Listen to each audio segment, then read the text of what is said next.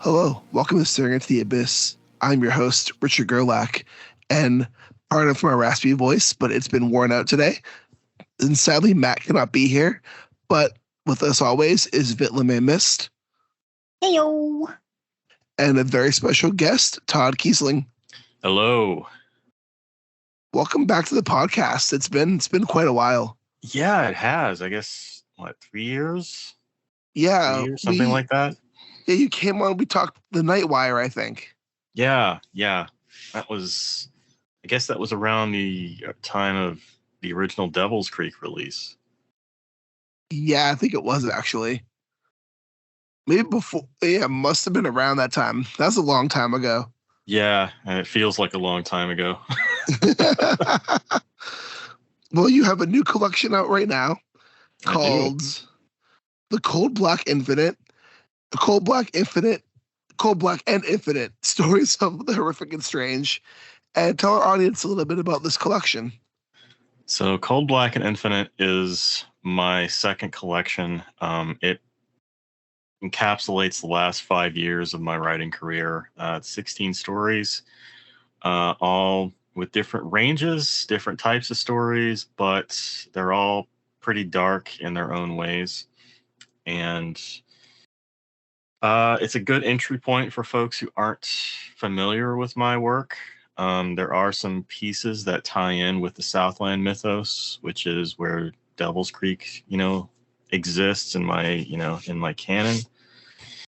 So there's a little something for everybody, I think, if you're willing to look for it. And I can actually agree with that. Of the 3 stories I read for this podcast, each of them has a very unique voice, and I enjoy them all in different ways. But I do like how your voice is able to morph with the story and fit the vibe of what you're trying to go for.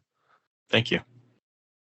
Yeah. One of the stories that I got was connected to Devil's Creek, and I was like, "Yay! I know this reference." I actually had to read one of the stories that the prequel was in your last collection, so I had to go back to the last collection and check that story out too. Okay, I think I know which one you're talking about. Yeah, we'll get to that when we get to that. Okay. But no, for real, this is honestly, if you want a really good bleak horror collection that goes over a bunch of different types of horror, this, I cannot say enough praises about this collection. Everything I've read from it so far is really good. Thank you. And Vitlame and I have both chosen 3 stories to discuss. We can dive into those in a bit. We'll do kind of a weekly media rundown. And I think we can do this a round table. I'll do one, Vitlame does one, you do one. And it's going to go around that way. Okay. So I decided, I'll start with the worst one first. I decided to watch the Five Nights at Freddy's movie. Wait, you said worst? Yes. So here's the thing. I think it was a fun movie. I was entertained the entire way through. I just don't think it was a good movie. If that makes sense. I've heard that from several people, actually. Is Josh Hutcherson okay? Is what, Vitlame? Is Peter okay? That's right. PETA is in that movie, isn't he? Yes. Yeah. He's adorable. I was happy to see him in a horror movie, so I hope he did okay. I think it probably helps if you're familiar with the game franchise that it's based on. But it does. I feel like I watched Willy's Wonderland again last weekend, and I feel like that movie beat Five Nights at Freddy's to the punch. We should have had a Five Nights at Freddy's movie just 2 years ago. But I actually said the rest for Five Nights at Freddy's. Rich, you went went all possessed again. Yeah. All right, microphone's out. How do I sound now? Much better. Okay, screw that microphone then. I was saying they sold the rights to Five Nights at Freddy's shortly after the first game went viral. And then Willy's Wonderland beat the movie to the punch. Yeah. Because I remember all that. And I think the games for Five Nights at Freddy's have interesting lore behind them. But overall, the movie's just kind of entertaining. I will say Matthew Lillard was a lot of fun in his small role in the movie. Oh yeah, he was in it too. Yeah. And Matt Pat, for the gaming community, Matt Pat has a small cameo. Okay. Because he was part of the whole thing when the games got big, all the game theory stuff. But overall, it's just they took the lore of the games and put it up in a movie, and that's what you got. This guy dreams of his little brother getting kidnapped, and he's trying to take sleeping pills to find his brother, and he gets a job as a security guard at Freddy's pizza place, and it all kind of goes downhill from there. Okay. But if you want a fun, like, if you have, let's say, if you have a kid and you want a good, like, introductory horror movie, it's great for kids. Like, I'd show this to a kid. Not a little kid, but maybe, like, around teenage years, I think it would be a good vibe. Okay. But overall, it's just kind of okay. It's on Peacock, so... I didn't know that. I thought it was just a, rental. Nice. I thought it was in the theaters, and then I saw it was on Peacock, and I was like, fuck it, I'll give it a watch. But Bitleman, what about you? I've finally watched the Barbie movie. It's been taking me a while, but I finally did it. Yay! It's a really good movie. It's so fun. I just love the fact that they made it like, so kids can watch it and feel the goofiness, but then adults can watch it as well and be like, yep, this is what it is. I haven't seen that. It's not really in my wheelhouse, if you can believe it. Honestly, that is so surprising, Todd. Right? I'm sure you're shocked. Pearls are being clutched as we speak. I was actually really surprised at Ryan Gosling's performance, because I'm not a particular fan of him. I mean, I think he's an all right actor, but in this he goes all ham and he delivers every fucking line. It's so funny. From all the trailers and stuff that I've seen, it definitely looks like they had fun making it. Yes. Yeah. It's a very fun movie to to me, I think he actually stole the spotlight more from Margot Robbie. I mean, she was pretty, but that was kind of it. She was pretty. But then he comes in and he's being like a 5-year-old dramatic toddler, and I just loved every minute out of it. It was so funny. Wow. But no, I'm happy you finally got to see the movie. Did it come out in theaters in Iceland, or were you just too busy? Yeah. It came out and I think it's still in theaters in Iceland, but I didn't want to pay money for it, so I'm asked my husband, hey, can you download it?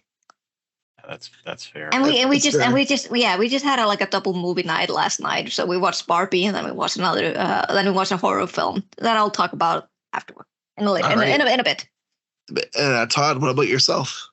So the last couple of days have been devoted entirely to Alan Wake 2. I want to play Alan Wake 2 so bad. Oh my god, it's everything I wanted in a sequel. I'm not very far in. I'm kind of taking my time with it. But it's so good. That's all I can say. I can't tell you what's going on because there's spoiler territory already. I've already seen a bunch of TikToks from stuff later in the game, so I kind of know a few things already, but yeah, the gameplay is refined. It's a lot, there's a lot less action than Control, for example, or even the first game. This one is much more deliberately paced. So it's all about building up, dread and suspense, and then next thing you know, you're surrounded by all these shadowy figures, and they're trying to beat the shit out of you. But it's fantastic so far. If you have a console to play it, or a PC that can run it, it's a great looking game. The way they mix live action into the game itself is so impressive to me. And there are places that I've seen so far where I couldn't tell if it was CG or if it was live action, because the rendering is so well done on the character models. Yeah, like I want to say so much more about it, but I know I'll spoil things for people. So Alan Wake 2, go buy it. It's fantastic. Support a great studio. I've been a fan since the days of the original Max Payne. Sam Lake, the lead writer for Alan Wake. He's the creator of Alan Wake. He's a lead writer for Remedy. Like, I'm a big fan of his, just because the original Alan Wake was such a it had a positive impact on me as a writer. Something that I hope to write about soon, actually. Oh, nice. But yeah, I'm a huge fan of the studio, the games they make, and I'm excited to dive deeper into Alan Wake 2. I will say, too, if you haven't played Control, I definitely recommend that as well. Oh, God. Control is amazing. It's so good. Like, the hallway scene is one of the best action segments I've ever played in a video game, like, ever. I actually, went through... I've played that through on PlayStation 4. I played through it again on the Series X. I've played it on PC. Like, I own that game in so many different formats. It's just that good. And there's already been some places in Alan Wake 2 where the, Control has there are little Easter eggs from Control that have popped up. Yeah. I mean, there's Alan Wake Easter eggs in the Control game itself. Yeah, so it makes sense. It would... Plus the Alan Wake DLC they had to kind of bring the two more together. Yeah. But they actually expand a little bit on that DLC. That's cool. In the new game. Yeah. I love how they're I'll go into my stuff in the next minute, but I just love how they're not afraid to get scary, but then at the same time they're also not afraid to get really silly with it. Yeah. And just really bend those tones. Yeah. And I think I remember, what was it? There's a part in Control when you're in the alternate universe and the scientist who's been lost in space has that music video. I just watch him singing this 80s pop song. Oh yeah. And there's also the one where you go into a lab and there's a bunch of mirrors because they've been testing effects on these mirrors. Yeah. And you hear a recording of one of the scientists trying to talk to a guy that they brought out of the mirror, but everything he says is backwards. And then you end up going into through the mirror into the opposite plane, and you can play the recording again and you hear what he's saying, but the scientist is backwards. It's funny. I don't know, they just know how to make a fun game. And when to make it serious, when to make it silly. And the Max Payne games are great, but I feel they're a bit too dour at the same time. Or it's how worse can this guy's life get? Every single game. Yeah. It just gets more and more worse. But Remedy's a great studio. But my next thing is, I'll just quickly go over two books that I've been reading. Okay. I'm about halfway through Brainwyrms by Alison Rumfitt, which, Tell Me I'm Worthless, I think was a really great haunted house novel, especially coming from a trans perspective. I feel if you aren't well versed in British history, Tell Me I'm Worthless doesn't really connect with the reader because it requires it's a very British book at a few points of it. Brainwyrms, I think, is a book that's easier to access from her. It's also a lot more fucking intense than the last book, and I found myself cringing during a lot of this book. But it's pretty much the idea of it is our main character is a trans woman named Frankie, and a turf blows up her workplace. And the novel takes place a few months after, with Frankie kind of recovering from this trauma when she meets a non-binary person named Vanya, and the two begin connecting.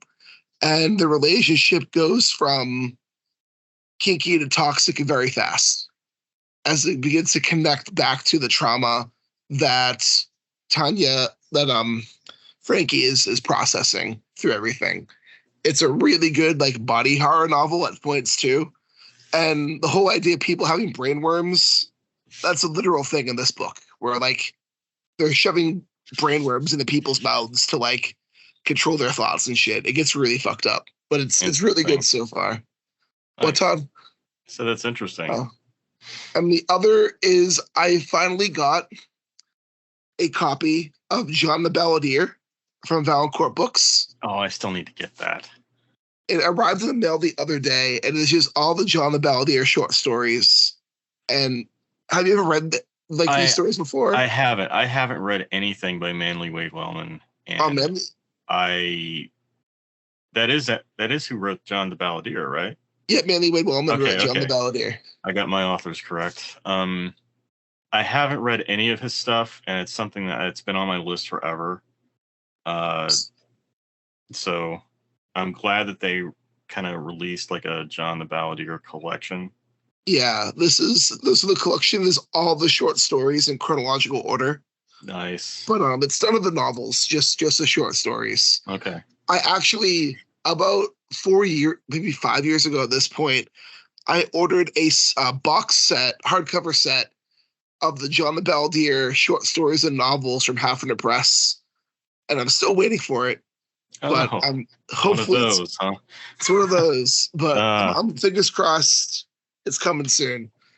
But I'm happy at least get to read these stories because John the Balladeer is just such an interesting character, and like Manly Wade Wellman, he's like a fun pulpy adventure writer. Like that's kind of his style, like kind of pulp adventure type stories. But he has a really strong knowledge of Appalachian folk tales and Appalachian mysteries and stuff, and he ties those in amazingly well with the John the Balladeer stories. And a little fun. I have one fun Manly Wade Wellman fact, and then we'll go over to Vit LeMay. I think in 1942, Ellery Queen awarded Manly Wade Wellman with the best mystery story of the year. And so he won over William Faulkner. Oh, wow. Who was also nominated that year, which caused William Faulkner to whine and write like an essay to Ellery Queen about why he deserves the award more than Manly Wade Wellman.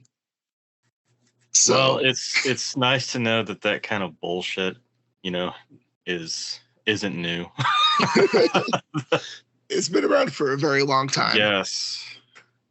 It was just funny to me. Just one, to see that bullshit's been going on for a while, but two, to be like William Faulkner bitching about not winning an award when at the time he was already like a fucking award-winning author. Like, fuck off. Like at that point.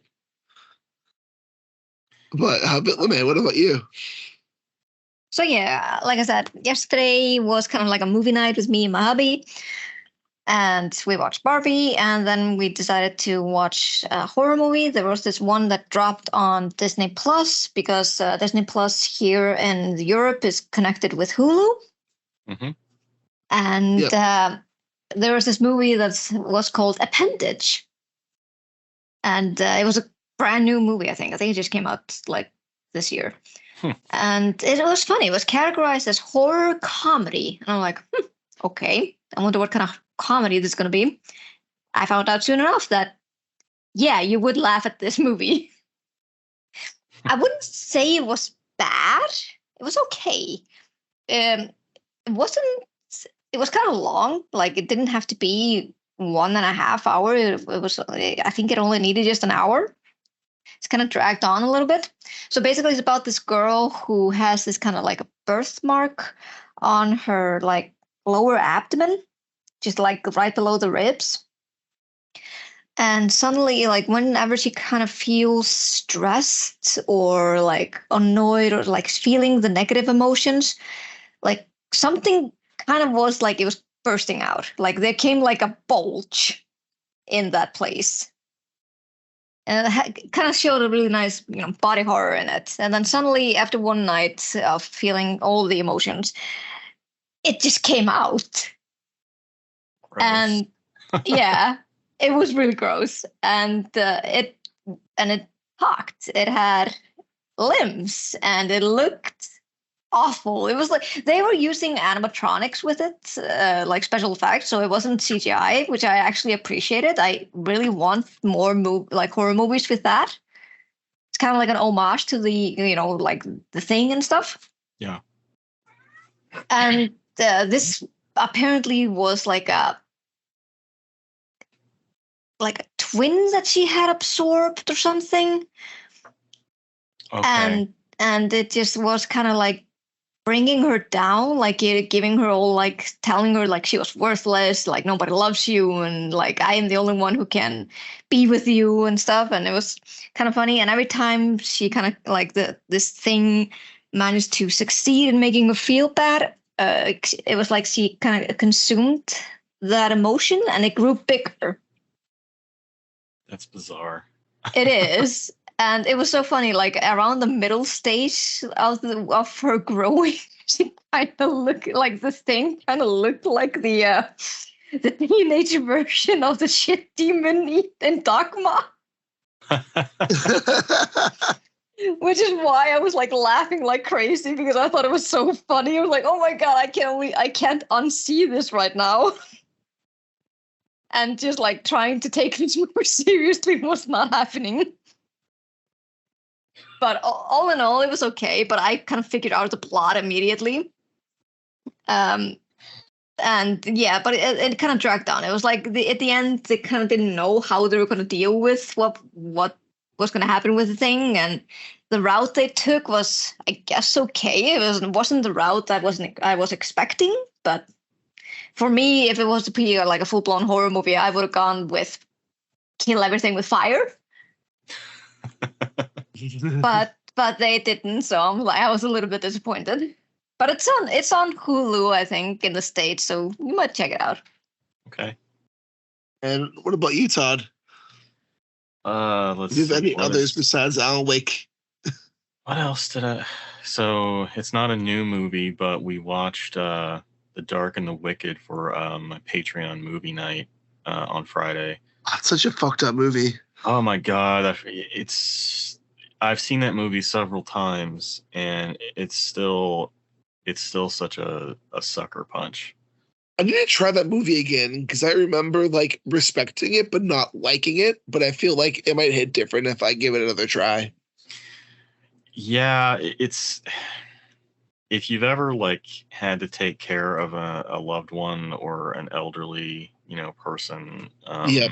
or been around that, it's definitely a. Well, I mean, it's a sucker punch. I know I said that already, but it's there is no light in that movie. Like things start at bad and it just gets worse and worse. Yep. And worse. And it's not something you'd watch with the family. I don't know about your family, but I get that. It's a really fucked up movie too. Like it's brutal at points, the violence in it. Yeah, it really is. There were a couple of people who were watching on Patreon who'd never seen it before, and it was kind of fun to watch their reaction. I get that. Have you seen When Evil Lurks yet? I haven't had a chance, but it's on my list. I've heard good things. I'm ready to be destroyed. So I saw it in theaters, and wow. I want to see it again now that it's on Shudder. But it's I think it's one of the best horror movies to come out this year. Nice. And if you like Dark and the Wicked, you'll love When Evil Lurks. I want to watch Talk to Me again. I have it. I just gotta, I need to see that a second time too. That was really good. Yeah, I saw it in the theater and it was incredible. Mm-hmm. Me too. Intense movie. Like yeah, it's been a good year for horror. I think it has. I think so. I was gonna say my last, and then we'll go back to Vit LeMay, wrap this up. My last one for this was I revisited my favorite 80s vampire movie. Wait. Fright Night. Oh, nice. I was gonna say Vampire's Kiss, but okay. Vampire's Kiss is a runner-up. I'm a sucker for Fright Night. I love that movie so much. Fright Night's a Like, great one. It's just, I don't know. I feel like it has the scares it needs to, but it's still just, it's a fun movie. It knows what it wants to be, and it's just so fun to watch. And I always respect that about it. Like, it's kind of cheesy, but I always end it just smiling and having a good time. And plus, the transformation effects are fucking awesome. Yeah, I haven't seen it in a few years. I just remember it. Amanda Bierce is in that, right? She's the girlfriend. Yeah, she's the girlfriend. Okay. Yeah, it's actually Tom Holland wrote a book that I guess is like the definitive version of Fright Night. And I have that. I need to read it. I guess he is writing like a Fright Night trilogy to like Oh wow, have this like full vision in like book form. that's cool. So, because I know when Encyclopocalypse released the first one, and then he went and opened up his own publishing house, and now he's self-publishing it. Okay. But yeah, if I will say to our audience, I'm pretty sure everyone listening to this podcast has seen Fright Night, but if you haven't, both the original and the remake I thought are good movies. But I remember liking the remake. It was different, but you know, it was still entertaining. yeah, it was still Fright Night. It was still fun. Yeah. And Vitlamay, do you have anything else? You're probably gonna hate me now. What else have I been doing besides playing fucking Baldur's Gate 3? Baldur's Gate 3 Adventures. I'm waiting for that to come to Xbox. Oh my god, it's amazing, Todd. It's my personality now. I Oh, can't wow. stop thinking about this fucking game. Wow. And I'm like, I've probably been saying this on this podcast like since I started playing this game. I'm not that much of a like a video game nerd. Like I enjoy watching others play video games. I'm a nerd in the podcast when it comes to video games. Yeah.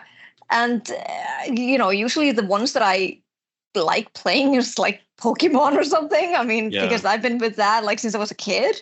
So, but because I've like recently, it's been like 4 years now since I stepped into the Dungeons and Dragons theme. Like I've been playing Dungeons and Dragons now with my group for like 4 years now, and I'm enjoying every fucking minute of it. So when I realized that this was based on Dungeons and Dragons, I'm like, oh fuck yeah, I'm all up for this. But then I discovered it has an amazing story.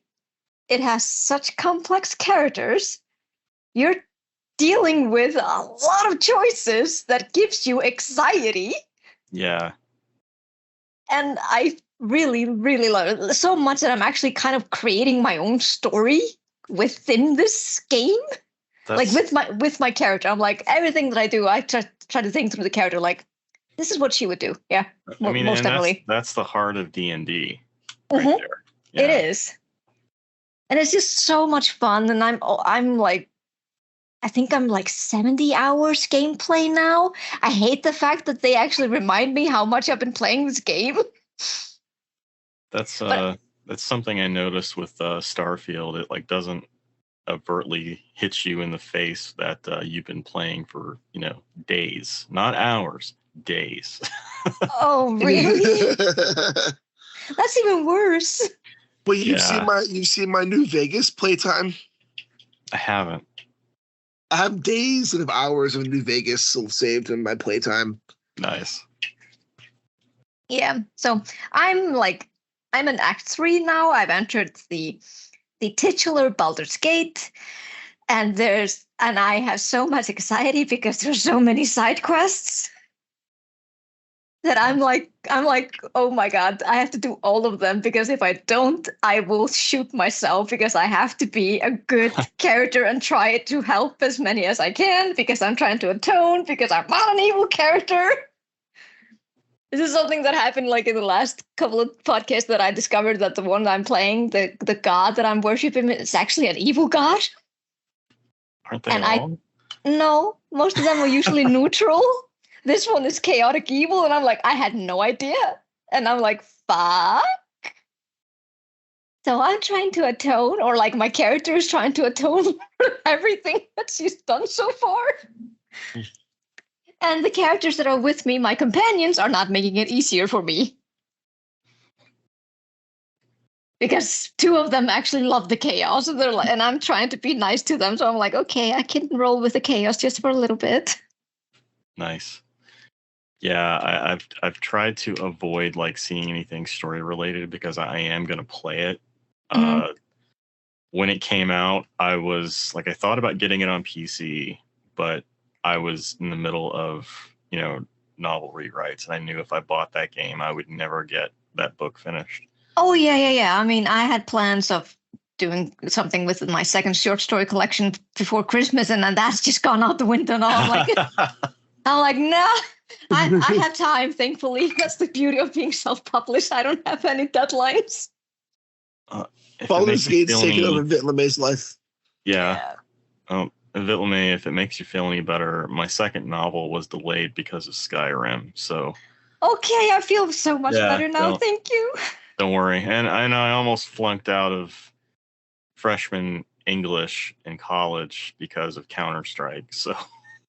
Oh my god, I kind of peg you for a Counter-Strike guy. My husband plays that too. Yeah, I used to be. I'm not anymore. I was competitive. Yeah. Like my college campus had its own Counter-Strike server, so I was competitive in that regard. But I kicked that habit after I got my first round of grades. It's like, shit. Yeah, it's like, that's why I'm here. Okay. Yeah. Got like a rude awakening. This instead of Counter-Strike. Yeah. Yeah, that happened to me with World of Warcraft when I was in college. So. Yeah, like video games are good. They give you good serotonin, but damn, do they really take you away from reality? Yeah. I mean, I'm not complaining. I'm just stating the facts. Yeah. Like I'm enjoying my escape into fantasy here.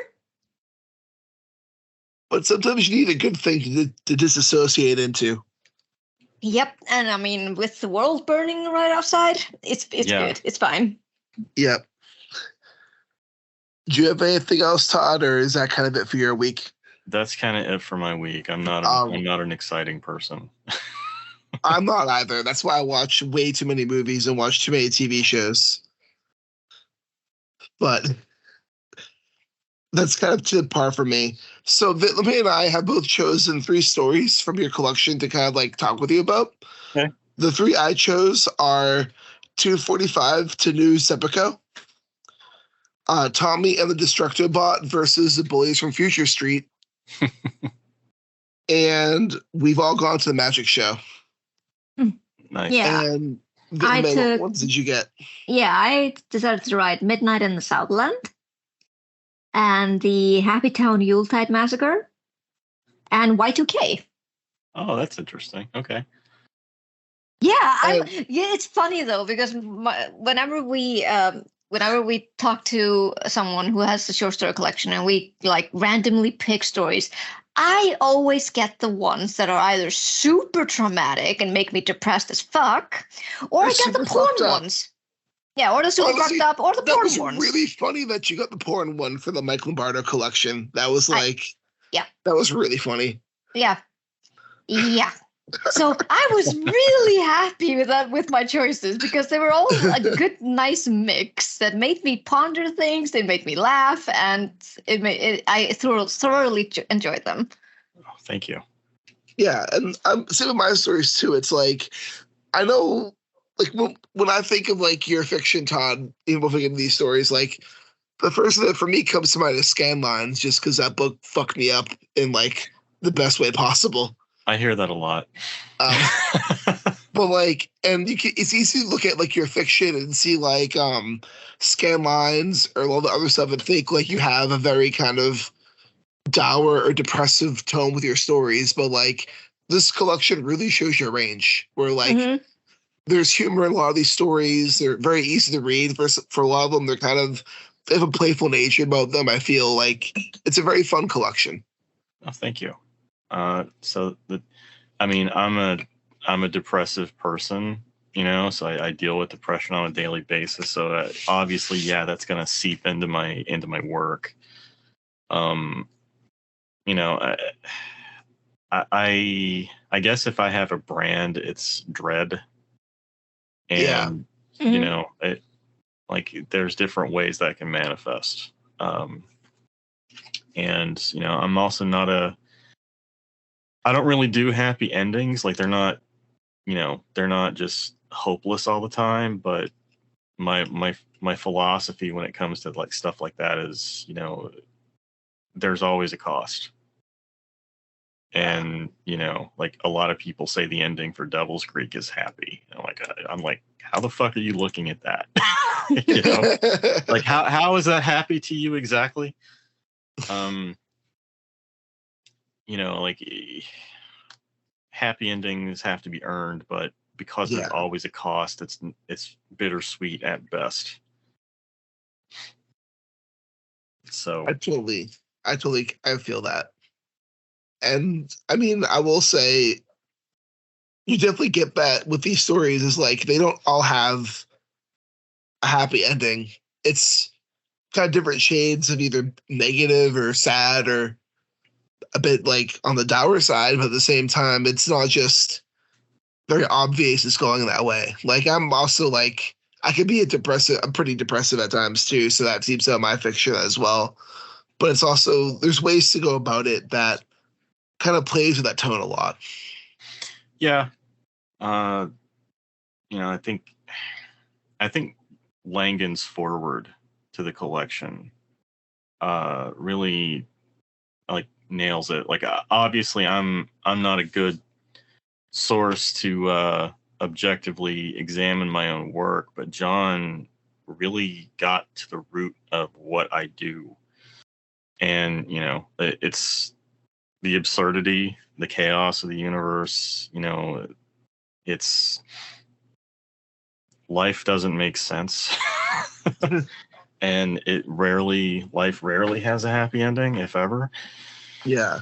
And us, I'm a cynical person by nature. I try to find hope in things, but a lot of things I feel like are beyond saving.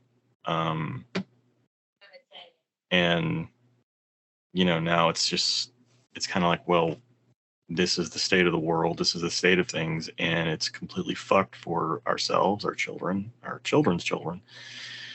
So what do we do with it? How do we make the best of this? And it's very difficult to do that. So all of those feelings get reflected in my work. And I think John really, really drilled down into, what my stuff's about. But I also just like to tell stories. Yeah. What happens if someone comes back to their town and everyone's been murdered? What happens if this guy's in a bus station and this weird dude shows up who starts taking off his skin? Yeah. Has a watch with another hand on it. Yeah. Was that the story you were talking about when you had to go back to the first collection? Yes, it was. Okay. So yeah, the first story I read was 245 to New Zepico.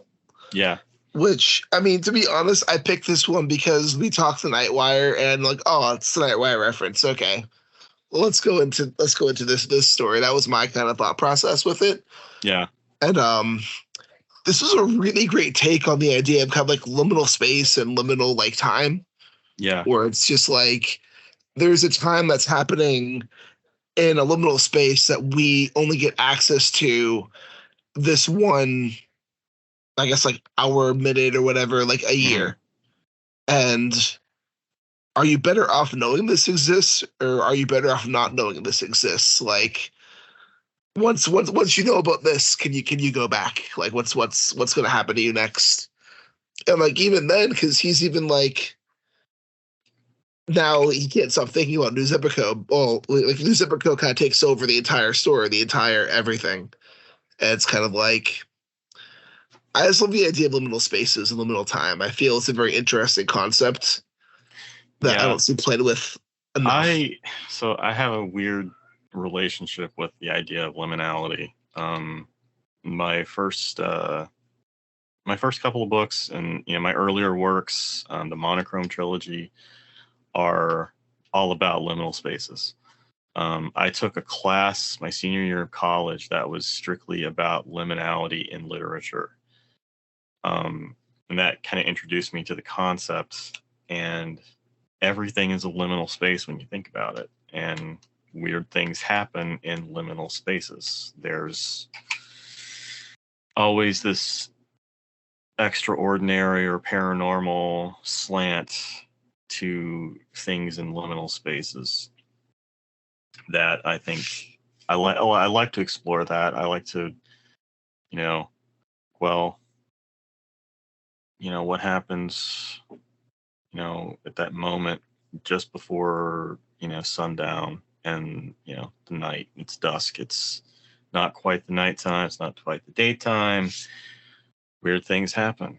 And I kind of look at the whole, my hometown, the place I grew up, Kentucky, Tennessee, the foothills of Appalachia, to me are like a liminal. They're very much a liminal space. And I can't really explain why without, you'd have to live there, but it's mainly got to do with the fact that there's all this weird shit that happens. Like, the South is a weird place. And that's the driving focus behind the Southland stories. Devil's Creek being the focal point. Weird shit happens in Appalachia. Well, I also like the idea of like any space can be a liminal space, because not to like detract from the book, but I just finished up my season at the haunted house, and like when you're on set, I don't know if you've done any of the haunted house like acting or stuff when you were younger or anytime, but like when you're in it, when you're in your room, you know nothing what's going on outside. It's just your room, and that's it. And like sometimes you walk out to a bunch of surprises when you head outside. You have no idea. As you're in one space for several hours, it feels like it's just its own space. But also, with the new Zebiko story, one other question I have: did you also kind of like try to do some like King in Yellow stuff there? Because I meant like the skin peeling or like the face being like a mask thing, I think came up in New Zebiko. No, that No? was unintentional. Okay. No, like I didn't even know it was going to be an Otherland story, which, for listeners, the Otherland Express is the story that he was talking about in my previous collection. Also dealing with a bus terminal. The Otherlands kind of being this weird liminal space in the Midwest. Not really sure if it is rooted in the Southland mythos or not. Probably not. It kind of exists outside of that, but no, I didn't even realize it was going to be that kind of a story until the strange guy showed up in the terminal. I was mainly just interested in writing a story about a late night watchman. And then this guy walks into the bus terminal, and then things got interesting. Like, I had no plan. Sometimes stories just kind of, they grow. You kind of set the soil, and they grow out of it and surprise you. So that's kind of how 245 to New Zebiko came about. It was totally unplanned, but as I started getting into it, I realized, okay, this actually fits in with this other story. And now here we are.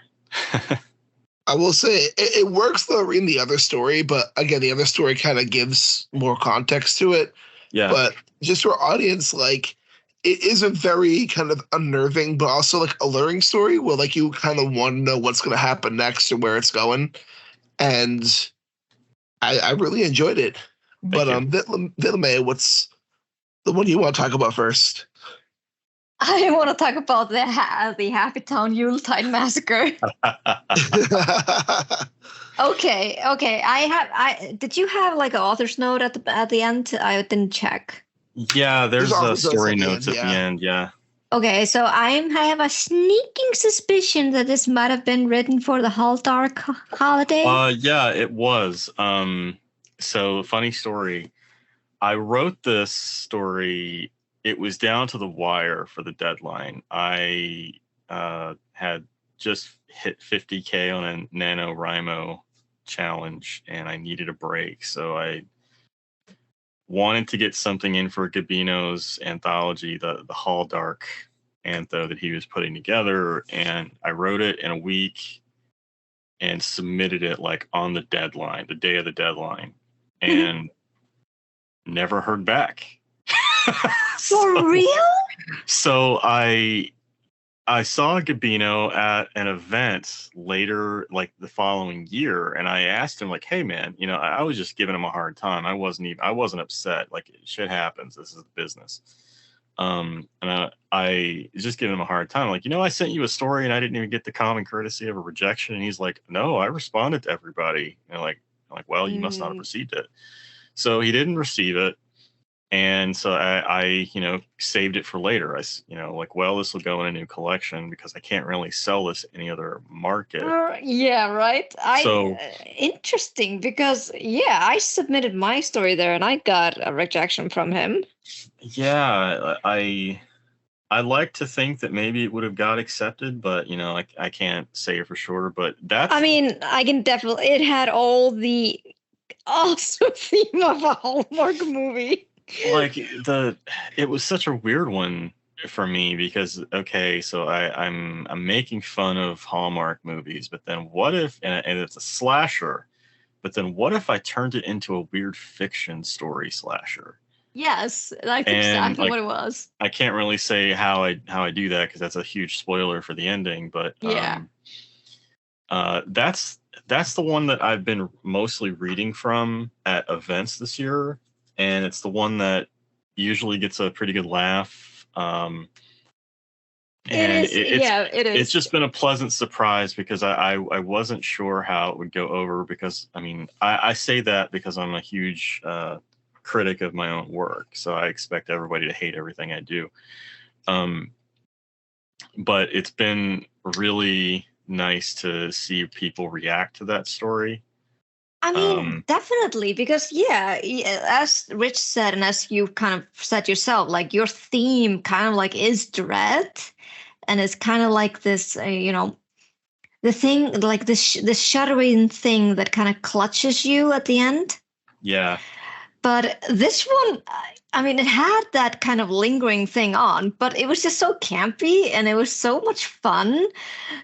It was fun to write. It was brutal. Yeah, right. I could actually sense how much fun you were writing this. Yeah, I had a blast writing that story, even if I was stressed at the time because I was worried I wasn't going to hit the deadline. It was so much fun to write because I don't typically write slashers, and I wanted to write a slasher. I've been wanting to write a slasher for a while. I'm like, well, what can I do that hasn't been done before? And that's kind of my approach to a lot of different tropes. Like I say that knowing that there's a zombie story in the collection that is very much a Romero homage. So I don't always stick to that philosophy, but I try to do something different when it comes to tropes like that. Mm-hmm. And Happy Town was just one of those things. And it's like, you've always got in all these Hallmark movies, it's always some professional returning to their small town. Yes! Here's the guy that they never hooked up with. Or I thought it was so funny that you just said like, in the firm, and I'm like, wait, what are you working? You don't specify. What do you work for? And then it hit me. I'm like, oh my God, this has happened. We don't even have Hallmark movies here, but I know the tropes back to back. And I'm like, this is like it, and it's not even Hallmark movies, just most like romantic comedies. Yeah, It's like, always I like guess that, especially when the woman is the lead. It's always some kind of like professional, like she's like a girl boss or something like that. But then at the same time, like we don't see you work at yeah. all. So you're a professional. It's the holidays. You want to get back home, but every time you go home, you fall in love with somebody new, and Yep. well, it's just like, well, what if they decided not to wait for you to see who you fall in love with? What would happen? I really enjoyed that story. It was so much fun. Thank I was you. just I was laughing and I was just like filled with glee. And then of course the ending that he put, it was really good. I really love that ending. Thank you. And so the next one I did is, I've read this before, but I had to revisit it, and that's We've All Gone to the Magic Show. Yeah. And I remember reading it in when I first read it, and I'm like, this is definitely influenced by the town manager. Oh, and totally. when I saw the author's notes at the end, I was like, I called it. Yeah.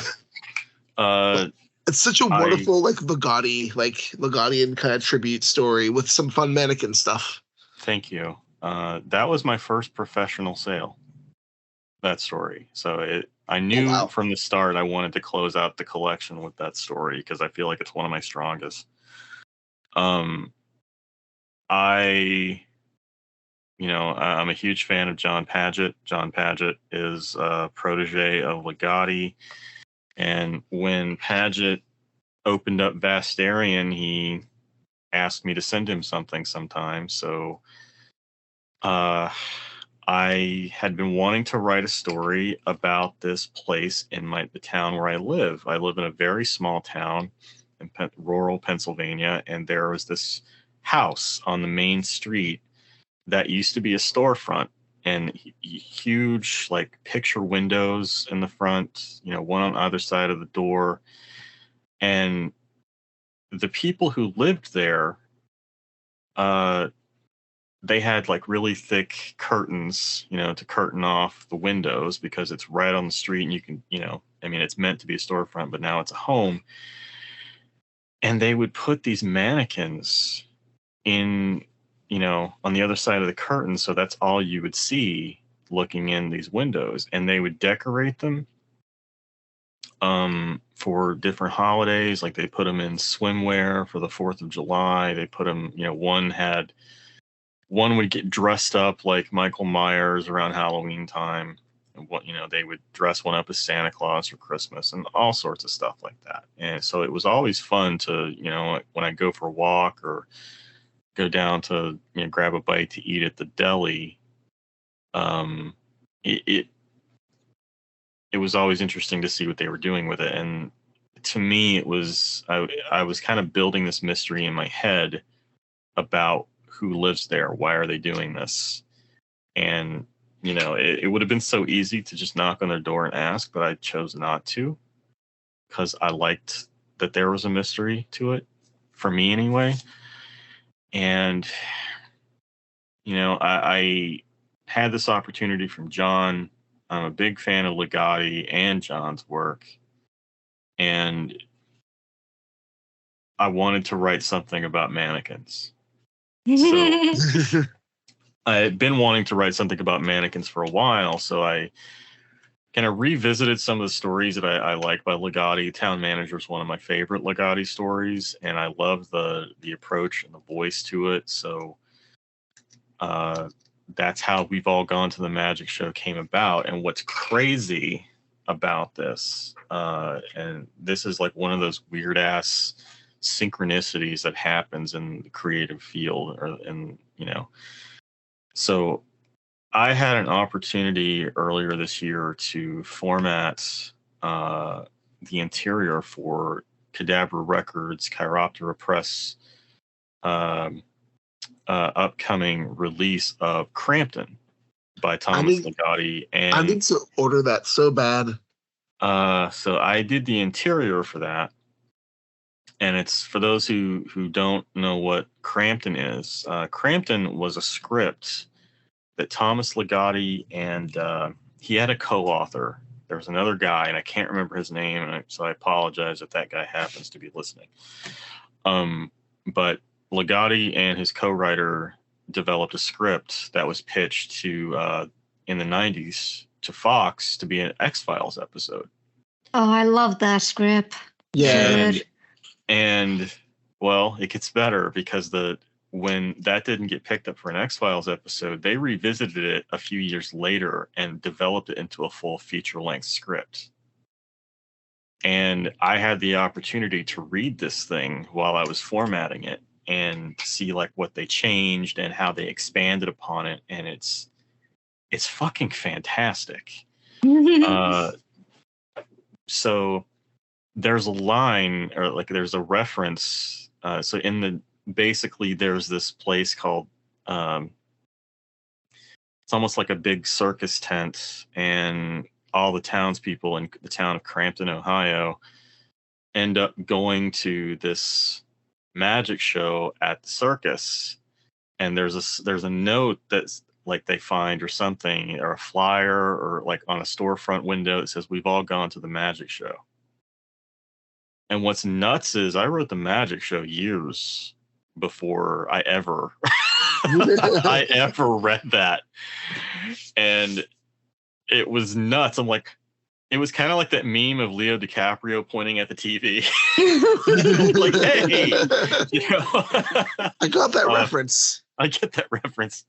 So it was like one of those weird ass synchronicities that happens. And especially, you know, in the art fields where you're kind of on the same wavelength in the ether.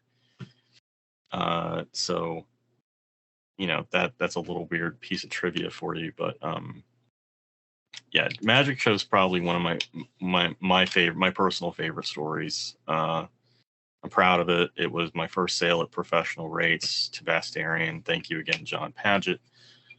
And I'd like to think that Tom has read it somewhere, but who knows? There's also a little author cameo in it too, I noticed. There's a couple of author cameos. Yeah, I saw John and his wife Deborah have a little cameo in it. I must miss the other ones. John Taff and his wife Deb, Brian Kirk. Oh, I missed Brian Kirk.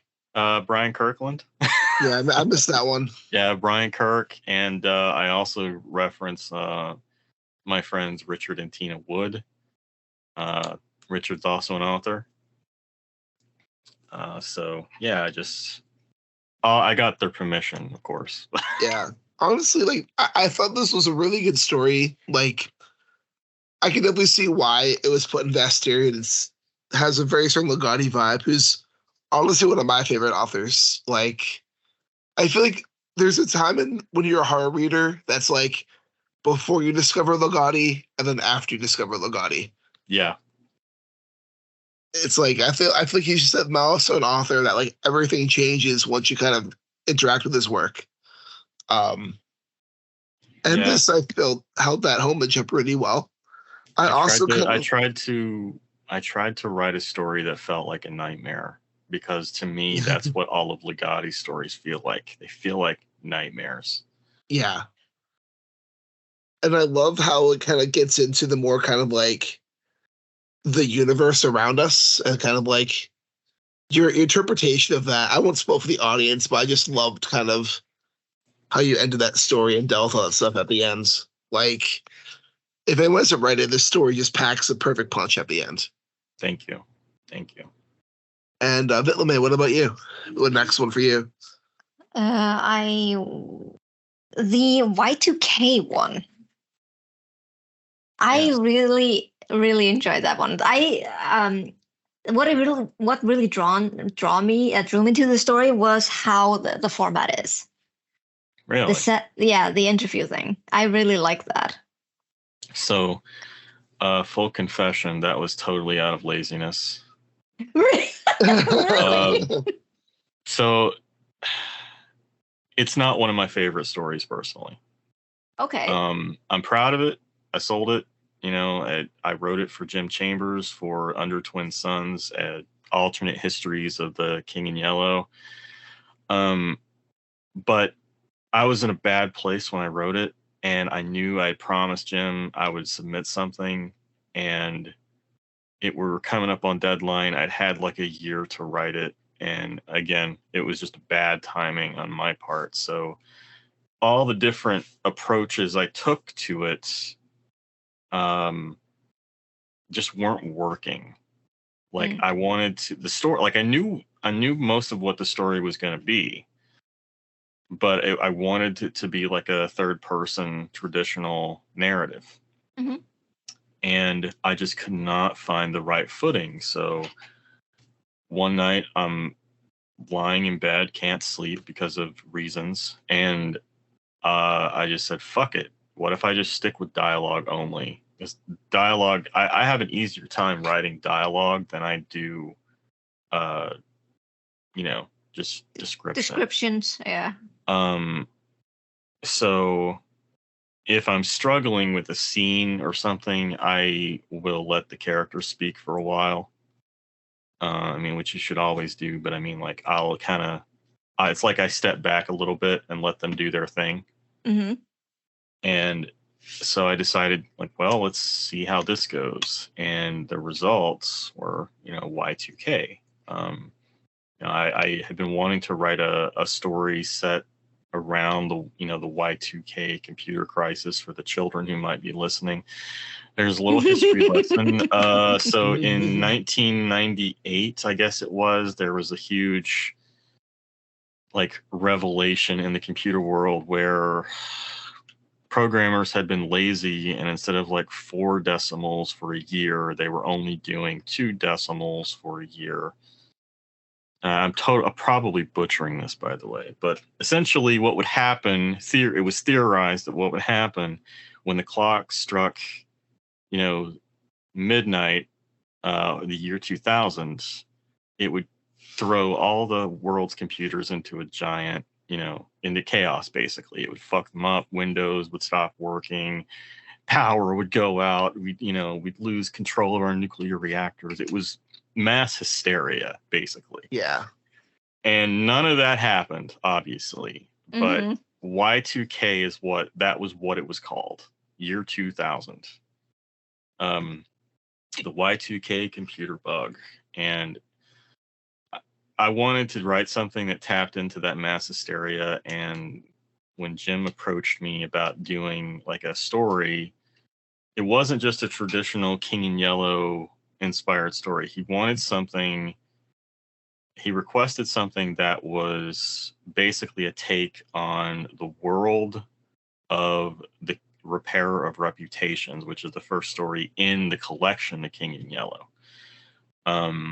Because that story represents basically an alternate history of America. So I tried to imagine, what if Y2K was happening in that version of America? And the King in Yellow was a thing. It was outlawed. It was, because it drove people insane. And, what if the version of America that our unreliable narrator, Hildred Castaigne, depicted was actually truth? Mm-hmm. So that was the seed for that story. And its format was born simply out of being unable to write anything narratively. Sometimes laziness is the answer, because I really enjoyed it. I love the fact that, you're bouncing back and forth. I could actually really visualize the scene, like they were in a isolated cell, mm-hmm. just looking at each other. The agent just having his briefcase there, right there, because he has all the evidence, and the guy is like, come on, you man, why can't you fucking believe me? I've been doing this far longer than you. You're just a new shit. Yeah. I vividly saw this, and then I love how the fact that you had to bounce back and forth, because at the same time I was like, yeah, I believe you, and then as the story progressed, I'm like, not so sure anymore. It's like, you might be a little bit cray-cray. Yeah, it's interesting, because it's not one of my favorite stories, but everyone who reads it loves that story. And so it's, always a surprise to hear that people like it, because, there's that dissonance between what I like and what I think's good or bad versus what others do. We're always our own worst critics. It always happens. It's always like that. Like many times, like when people say that, like, some of my short stories, I'm like, really? Oh, yeah. It's also those opportunities that come up as a writer where an editor approaches you and they ask you to write something for this thing that they're putting together, but it's themed. It's got to be like this certain way. Like, on one hand, that can be so restricting to the point of, putting yourself into a block because you're not really sure how to approach it. But at the same time, it's freeing because now you have these constraints that have already been decided. You don't have to think up those constraints yourself. Doesn't have to be as like white. And what I like to do with like opportunities like that is to sometimes experiment with form and, what's a different way I can approach this that, maybe not everybody is expecting. Mm-hmm. And, between that and just it not working on a, traditional approach, that all kind of came together to make that story work. Yeah, I really like that. And I also, again, the ending was up. While it was abrupt, I did also really like that one. Thank you. Like, you have a good way. You have a really great way with endings. Thank you. I typically don't start a story unless I've got a beginning and end in mind, and I need a title. Yeah, I totally get that. Yeah. I'm the same way. Also, I have a question for either of you. When it was turning into the year 2000, I didn't believe the whole Y2K hype, but I went to bed disappointed because I thought all the cars would magically turn to hover cars when it happened, and I was so disappointed. How old were you in 99? I was 11 years old in 99. Okay. But did any of you guys think weird stuff was going to happen? Do I hear a sigh of relief? So I remember that night because I was staying with my dad. I forget why I was staying with Dad, because it was like a weeknight or something. But I worked at Walmart. I was 16 in 99, and my first job, I worked at Walmart. I was the guy who pushed the shopping carts back to their corrals and stuff. And I hated it. It was awful, and it was cold, and they wouldn't provide like good like gloves to work in. So you're constantly freezing, and I just hated it. I went to my dad's pissed off because I hate that fucking place. And I remember thinking when I went to bed, like I watched the ball drop, and I just remember thinking, please shut down. Please shut it all down so I don't have to fucking go to work tomorrow. So it did not happen that way, unfortunately. But yeah, I worked at Walmart the evening of New Year's Eve, 1999. And it was crazy. Like, you had, like, people were seriously doomsday prepping. They were buying cases and cases, whole pallets of bottled water, because they were afraid that the computer systems were all going to shut down and the water plants weren't going to work anymore, and you were going to lose your water. You're going to lose your ability to cook, and like all the infrastructure was just going to shut down. Yep. And it was hysteria. Like I said, I think all the Y2K stuff might have started in 97 now that I think about it. But like, there was a good 2 to 3 years where people were preparing for this, and Microsoft was issuing updates to the software. Like, everybody had a Y2K update for whatever software was on their computer. like I was a kid, so it was a bit different, like from that perspective. But I was like, why is everybody so like? I was just questioning why everyone was freaking out over this. I'm like, this is a dumb thing to freak out over. Yeah. But so the last story that I went on to read for this, and I had a really great time with it, was Tommy the Destructobot versus the Bullies from Future Street. It's like the longest title in my catalog. That's what drew me to it. It was long. It was a long title, and it kind of stuck out from the other titles. I was like, oh, I'm kind of curious about this fun sounding title, which turns into a brutal yet also fun story. Yeah, it's a brutal revenge story. Yeah, and I mean, honestly, though, those kids deserved it. Like, totally. Fucking shitheads. But I think it's a really good look at like how someone can get pushed so far from like their tormentors, and like what bullying and tormenting can push a person towards or make a person do. Yeah, but like especially when you're young. Exactly. And when you idolize the Destructobot comic book. So, but go ahead. Oh, sorry. No, you go. Sorry. I was going to talk about, the origins of that story, because it was, I wrote that as a challenge, I guess, that was posed by Mercedes Yardley. She's the person I dedicated the story to. Back in 2013, when we first became friends, we were just joking around about Tuckerizing each other in one of our stories. And for those who don't know, to Tuckerize something is when you write someone into a story. They're usually aware of it. I'm sure there's a better definition, but that's my understanding anyway. Usually to kill them. And so Mercedes and I said, okay, well, I'll write you into this story and I'll write you into that one. And she wrote a story where I was killed off screen and dead by the time the story begins, which I thought was funny.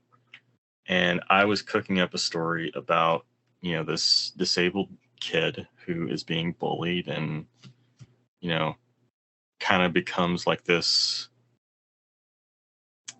How can I describe this? In my head, originally, it was going to be more like the movie Tetsuo the Bullet Man.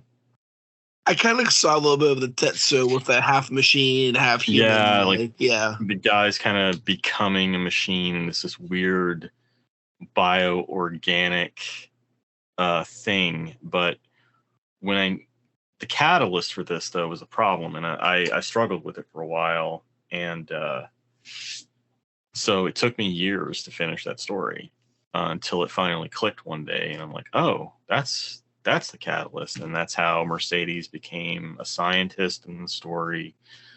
And it was really just a weird revenge story about this disabled kid who's bullied by these assholes on his street, and they won't let up. They will not let this kid be, and the lengths at which he would go to overcome that and stop them from bullying anyone ever again. And so, yeah, it's this weird ass comic book kind of story. But I'm back in my mind, I was asking the question, like, well, what would this actually look like? Like, how, assuming that this is possible and that this guy can kind of become like this cyborg-like hero, what would that really look like? And the truth is, it would be really damaging and invasive. Yeah. And honestly, you make it sound horrific as it would be in real life in the story. Thank you. I love, I don't want to spoil too much when it goes up, but I love when he just comes out and you describe how his bum leg has been replaced and how it's been replaced. And he just has this robotic voice and just kind of lost himself in his quest for wanting to get revenge. Yeah. The leg. Part of his look was kind of inspired by the old school cyber demon from Doom. Oh, nice. Where the leg is piston driven. One of the legs is piston driven. Yeah. And, it's this, again, you got wires sinking into flesh, and there's a bit of body horror there, a la RoboCop, I think. But it was also a fun story to write, but it went places I wasn't expecting it to go. Yeah. And Mercedes loved it, so it's what matters. I will say too, it's a fun story to read. Oh, thank you. So if that's anything, condolences. But no, it's I feel whoever reads this is going to have a good time with it. It's definitely, I think, a very playful story, despite the fact how dark it gets. It still keeps a very fun vibe around itself as well.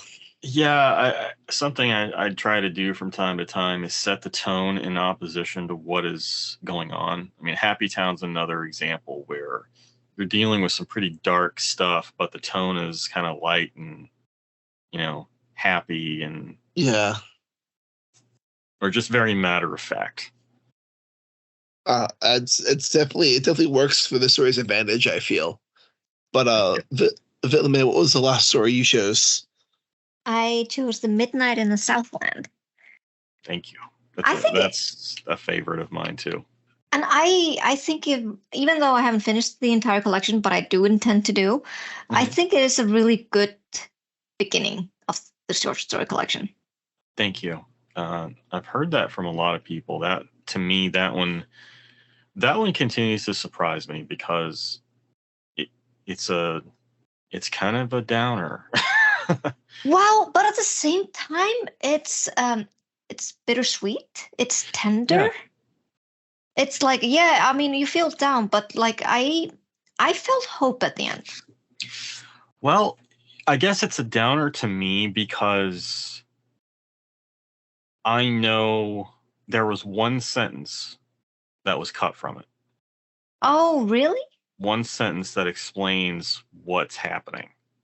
Ah. And I left it in there initially when I sent the draft to Kevin Lucia, because I wrote it for an anthology called Liminal Spaces that Cemetery Gates Media put out a couple of years ago. And I left this one sentence in because I wanted his opinion on it. I said, look, there's one place that, I'm not sure about, and it's this. And, I'm kind of leaning toward cutting it, but, maybe it's necessary because, I don't know what kind of audience you're expecting for this book.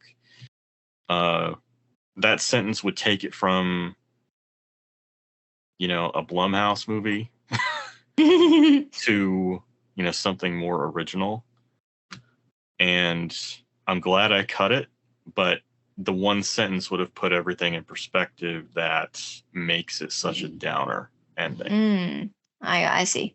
And after the recording is over, I'll happily tell you if you're interested. But okay. I don't want to put that out there for people to spoil it for people. But no, it's Southland is a big surprise for me. I really didn't expect so many people to resonate with it. But that one has been all the praise that the book has received so far. That's the one everyone mentions. And it just made sense to me to use that to kick off the collection because it kind of captures. It's kind of like to me, it's a microcosm for all the stuff that's in the collection as a whole. It's got a little bit of all of that. It's got the dread, it's got the hope, it's got the, it's got the weird. The weird is there. Yeah. And I putting a collection together, you never know how it's going to be received. Yeah. So. But I think I can't speak for everyone who liked Yeah. it. But for me, I just really liked the tone, and also just having this broadcaster Yeah. being kind of like the guiding voice.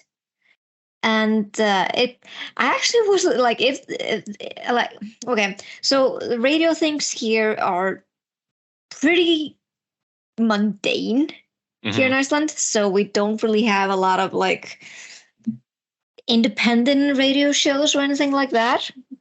So Yeah. I felt a little bit jealous, like if this is actually a little this is a thing in the States.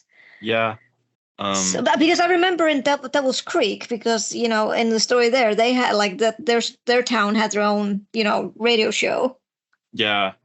So that's the way it used to be.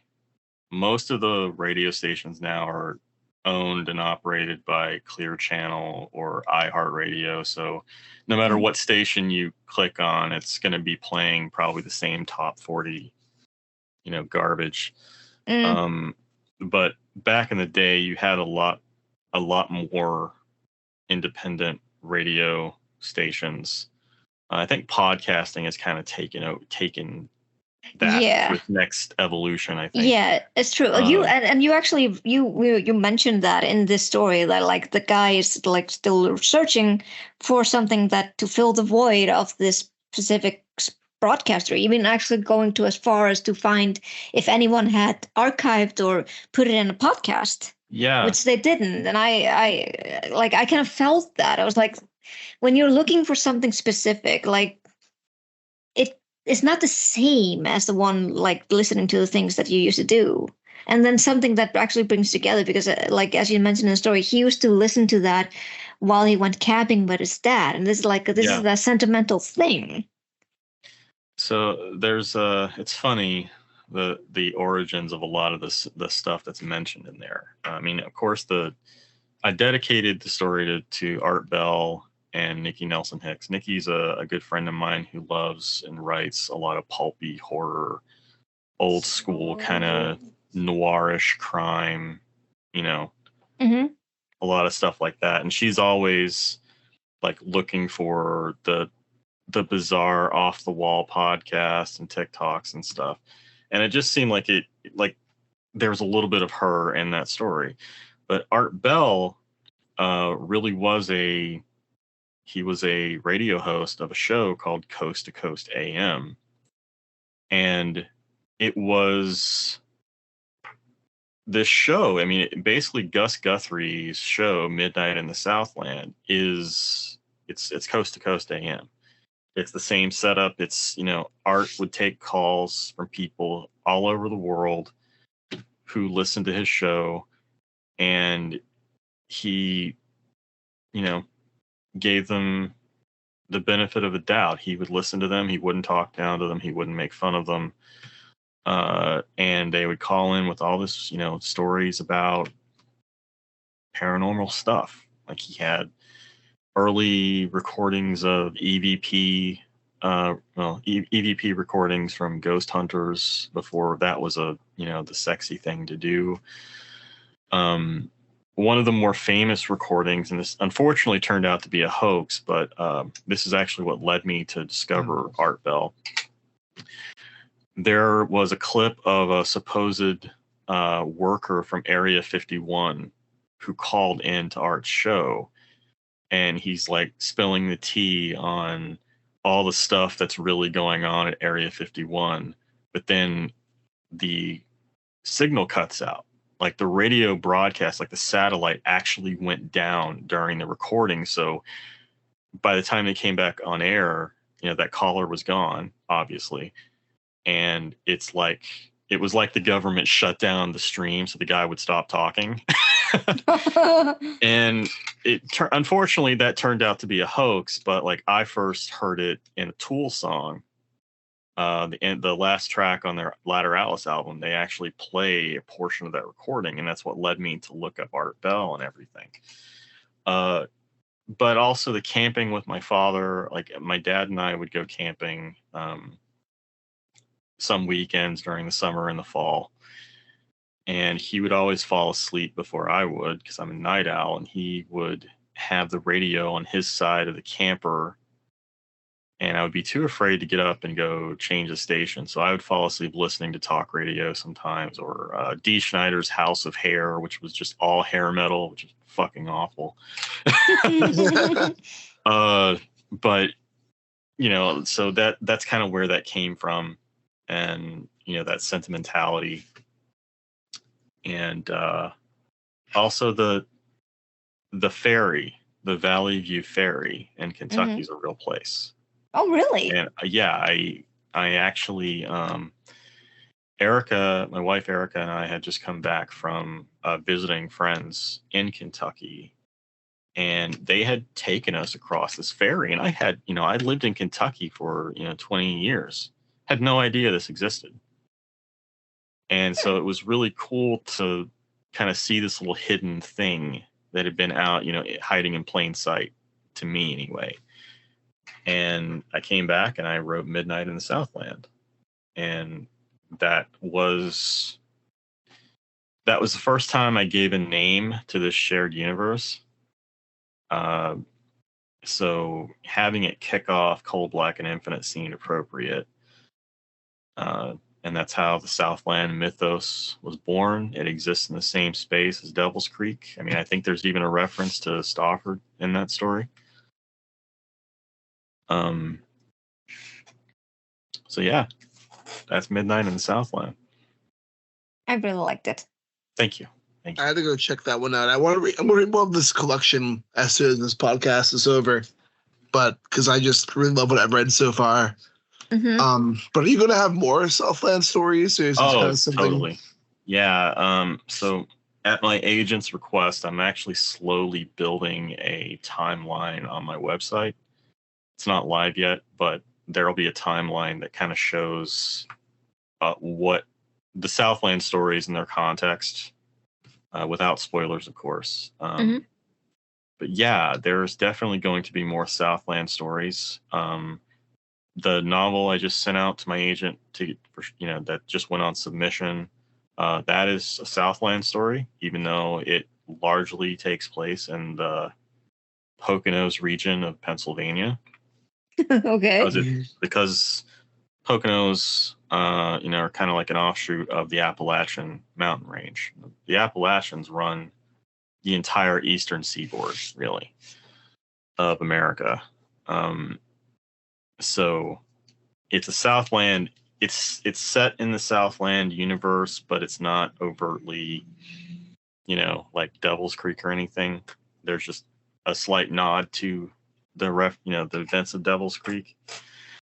But the novel that I also have I'm about a quarter of the way into it, is, my follow-up to Devil's Creek that exists in that universe, has some interesting ties to it, but a completely different cast of characters. It'll start in Michigan and end in Eastern Kentucky.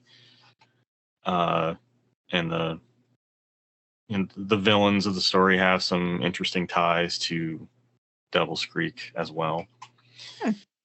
So yeah, there's lots of Southland stuff coming down the pipeline. The story that was published in October Screams from Kangaskhan Publishing, I think it was late last month or early this month.